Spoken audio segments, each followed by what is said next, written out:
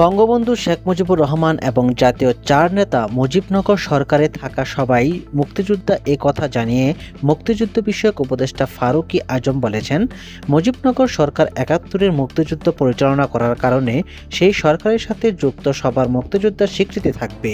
বুধবার ৪ জুন সচিবালয়ে সাংবাদিকদের এসব কথা বলেন তিনি। এদিকে মঙ্গলবার রাতে জাতীয় মুক্তিযোদ্ধা কাউন্সিল সংশোধন অধ্যাদেশ ২০২৫ জারি করা হয়।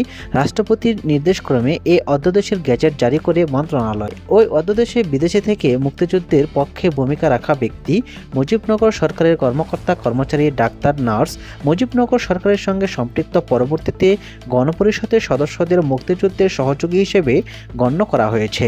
এছাড়া স্বাধীন বাংলা বেতার কেন্দ্রে সব শিল্পী ও কলাকৌশলী এবং দেশে বিদেশে মুক্তিযুদ্ধের পক্ষের সাংবাদিক এবং স্বাধীন বাংলা ফুটবল দলকেও সহযোগী হিসেবে বিবেচনা করা হবে। যাদের মুক্তিযুদ্ধের সহযোগী হিসেবে স্বীকৃতি দেওয়া হয়েছে তারা সনদ পাওয়ার অধিকার রাখেন, তবে পদবি পরিবর্তন হলেও মর্যাদা ছোট হবে না বলে জানিয়েছেন উপদেষ্টা।